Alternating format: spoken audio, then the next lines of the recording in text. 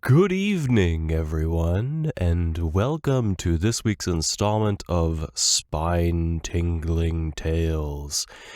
This week's story is What the Moon Brings by H.P. Lovecraft. This story was published in 1923. It's fairly early in Lovecraft's career, and it's a pretty short story. It's definitely on the shorter side than most of his other ones. It's allegedly based on a dream of his, but it's written already. He's already developed his characteristic style, which if you've read or heard any of his other work, I'm sure you can pick up on that. So without further ado, we're going to get into What the Moon Brings right now. I hate the moon. I am afraid of it. For when it shines on certain scenes familiar and loved, it sometimes makes them unfamiliar and hideous. It was in the spectral summer when the moon shone down on the old garden where I wandered, the spectral summer of narcotic flowers and humid seas of foliage that bring wild and many-colored dreams. And as I walked by the shallow crystal stream, I saw unwanted ripples tipped with yellow light, as if those placid waters were drawn on in resistless currents to strange oceans that are not in the world. Silent and sparkling, bright and baleful, those moon-cursed waters hurried I knew not whither, whilst from the embowered banks white lotus blossoms fluttered one by one in the opiate night wind, and dropped despairingly into the stream, swirling away horribly under the arched, carven bridge, and staring back with the sinister resignation of calm, dead faces. And as I ran along the shore, crushing sleeping flowers with heedless feet and maddened ever by the fear of unknown things and the lure of the dead faces, I saw that the garden had no end under that moon.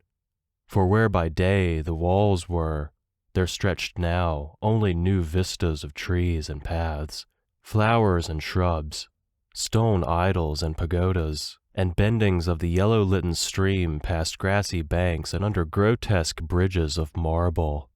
And the lips of the dead lotus faces whispered sadly and bade me follow, nor did I cease my steps till the stream became a river, and joined, amidst marshes of swaying reeds and beaches of gleaming sand, the shore of a vast and nameless sea. Upon that sea the hateful moon shone, and over its unvocal waves weird perfumes brooded. And as I saw therein the lotus faces vanish, I longed for nets that I might capture them and learn from them the secrets which the moon had brought upon the night.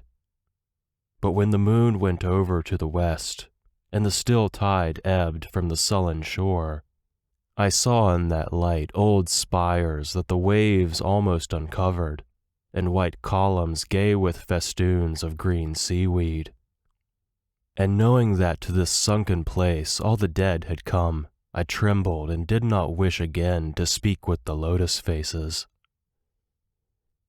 Yet when I saw afar, out in the sea, a black condor descend from the sky to seek rest on a vast reef, I would fain have questioned him and asked of those whom I had known when they were alive.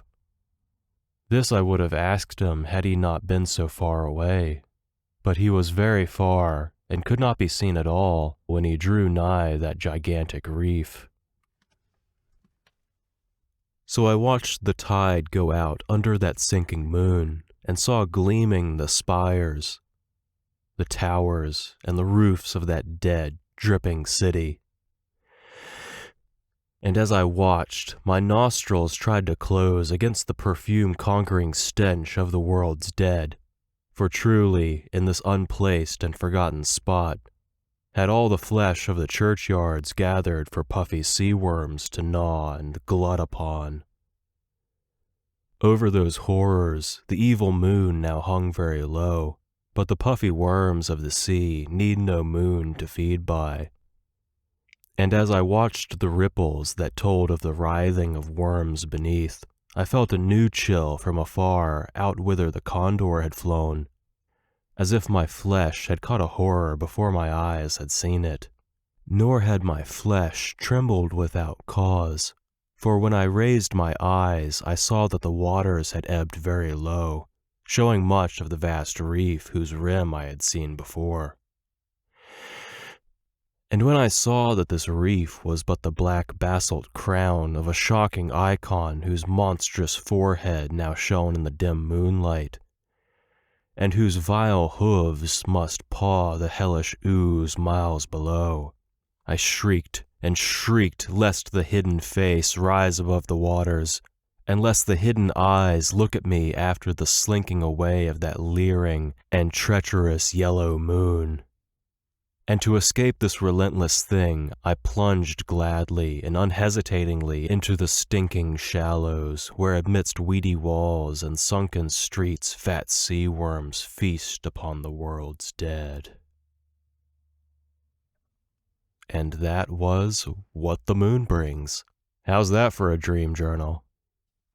If you're interested in more public domain horror, check out the channel. Thanks for listening.